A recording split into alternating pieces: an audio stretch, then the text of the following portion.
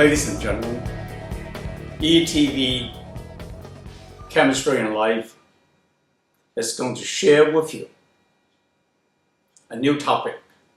This is a topic that's very intimate to you. It's called dyes, D-Y-E-S. I have a theme, and I want this theme to be imprinted in your mindset so that when we deal, even tomorrow, even today, after this briefing, I want you to think together with me. Think about what we can do together to make a healthier future.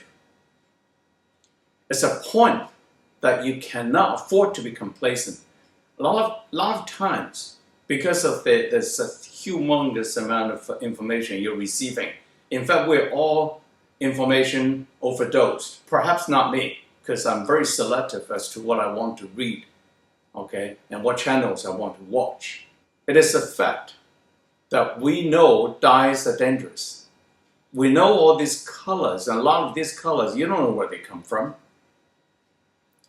Today, we're going to delineate this stepwise, but before I do that, I want you to have a very simple concept. That is, minute possibility, given enough time, will become a definite possibility or highly likely probability. Got it? I said it with feeling. Because if you look back in history, in dyes, in the past, before all these big companies, the petroleum product companies, okay, by the way, in today's world, we are getting more and more of fabrics and clothes made purely from petroleum products. In the old days, let's say in Tang Dynasty, by the way, not off the topic, I think in Tang Dynasty, it was a very open society, open in many senses. They were open to all the shipment of dyes and everything from abroad. It could be from Persia. It could be definitely not from the United States, but it can be from any other countries. The fabrics are very colorful and they're all natural. The dyes are all natural. There's no man-made dyes. When it is natural, your body is likely to be able to deal with it because we have this billions of years of revolution, right? It took us a long, long time to be what we are, to be what we call a human being. We have the enzymes that are so complicated, but the natural stuff that got into our body, except for things like lead or cadmium, you have no way to use them or to store them. But some synthetic petroleum product that we have no counteracting enzymes or hydroxylation method to handle it, and that gives you that finite possibility it will cause cancer or cause some kind of toxicity in you. And that toxicity, given enough time, because they accumulate, will cause your life. So this is a point I want you to take home. Now, what is the closest thing in terms of dyes interaction with you? Here's another concept. Our skin is the largest organ we have, not your liver. December 2013, University of South Denmark. A bunch of scientists had a major discovery, a surprising discovery, that the skin actually interacts with the liver. Well, if you think hard enough what the liver interacts with, you realize that your skin is interacting with your entire system of internal organs, including your emotional status, your physiology. Because it is supplied with so much blood vessel, as you can see, a basic schematic of the skin. It's capable of getting rid of a lot of waste product. It's capable of exchanging gas from inside outside by diffusion, although it's passive. This kind of capillaries are very vital and very important. Okay, and when you're stressed, Your face, your skin changes. When you're sick, you have a different color. That's all for our eyes to see. In Chinese medicine, there's an expression. Skin actually is the skin of the liver. It's the expression of the liver. Years ago, I had liver spot on my hand. I took some free radicals quenchers. I think it's about 1 to 2 months. I didn't put it. I did not record it myself. These spots are gone. They're cleared. It was shocking and surprising. No surgery, no nothing. Just using free radical quenchers. Our attention span today is not on free radical quenching. I'm talking about your skin for being alive. Every minute you got about 40 to 50,000 cells that are dead, only to be replaced by new ones coming out to the surface. Then you have this skin that's alive and breathing, circulating, and this is a functional organ, and this organ is in close proximity with the toxins I talk about. What kind of toxins are we talking about? Let's say you are dealing with some artificial leather, which a lot of families have a lot of it, including your vehicle. It's in your vehicle. It's in the vinyl. Okay, it's in the rubber. It's in the PVC. It's a phthalate. Okay, PHTHALATES. Google it. You'll be scared. Okay, it will definitely have an adverse reaction on your testes. So be very careful when you are sitting on a sofa, okay, with a highly aromatic smell, especially the new ones. Think again. Alcophenols, okay. The ladies can't have no babies. Anti-inflammatory stuff, anti-inflammatory chemicals, brominated chemicals. Okay, one of them is called polybrominated diphenyl ethers. It's a very common fire retardant, ladies and gentlemen, that will inhibit your baby's normal growth, and that is required by law to have all the baby clothings anti-inflammatory. Think again. Only just because there's a regulation, there's a danger, it does not mean that you can replace with a different set of chemicals. These are petroleum products.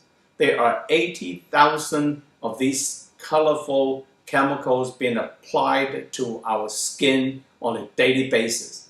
Some of them are not directly to our skin, but I want you to know, when something is not natural, there's a finite possibility, even though it's small, given longer time, you will have a problem. And this problem means our health and means our life. So this concept is a take-home message I want you to bear in mind. About half the products in the market is acyl dyes, and that's a carcinogen. Acyl dyes is simply the nitrogen, let's say this are two nitrogens, okay? And usually they're symmetrical molecules and, coupled with aromatic material. The side chains, the subdivisions along the side, okay, can change this chromophore and make different colors. Some of them could be red, some of them could be yellow, some of them could get different benzyl rings or phenolic rings. For example, you will have a yellow on top, and the red at the bottom. Okay. So dyes, because they are synthetic, we don't have the relevant enzymes, and they can accumulate and they can cause problems. So I want you to think and think again. Okay. Even though some company may have all natural material, they may still have the wrong dye.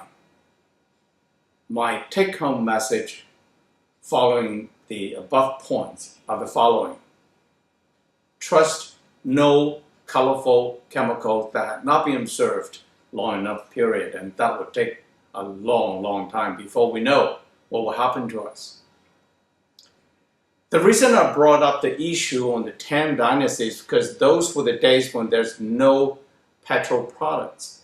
Those were the days when all the fabrics are natural. Those were the days being very colorful. In fact, I know the ladies in those days, if you are a lady, you are allowed to wear deep V-shaped clothing. Okay, and as opposed to you keep thinking that the Chinese were so conservative that clothing, everything is closed, below the neck, which is not true.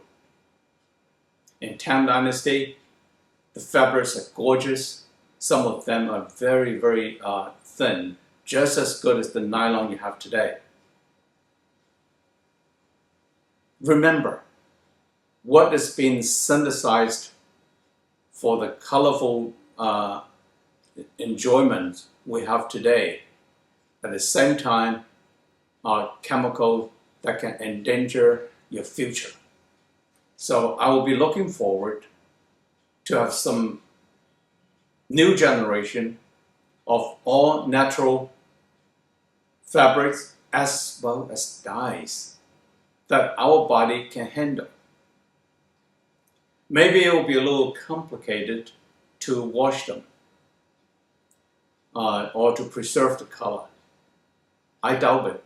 Natural dyes actually last even longer. Another concept that we must bear in mind is you keep thinking that if I purchase some product, I come back and wash the hell out of it, dry it, sunbake it, and wear it, and therefore I feel more comfortable, be less likely to be interacting with some dirty chemicals, which is not true. As you can see, this kind of dyes, azo dyes in particular, can very easily break here. Okay, this is a carcinogen. Okay, here is the nitrogen, okay, which can be displaced by some nucleophile materials, another carcinogen. It can be an amino group. We got huge problem on hand. And yet I don't think the various governments have an active agency that will actually go into the market and would research or will go to ensure that our products, we are wearing the right stuff. There's no way you can tell, especially here in Hong Kong. I don't know other places as well. Okay, you go to the market, you buy some clothes, and there's no guarantee that clothes don't have contaminated dyes that are known to be carcinogens. Even some of these so-called safe ones, what do you mean by being safe? Is safe for now or safe for the future? Is it safe before chemical decomposition, like azo dyes? So there is no safe synthetic chemicals as far as I'm concerned, especially when you are dealing with babies. So I hope this program will get you to think, okay? And I hope we will excite the manufacturer to come up with different kind of offers in a business way to allow us a better future. Thank you very much.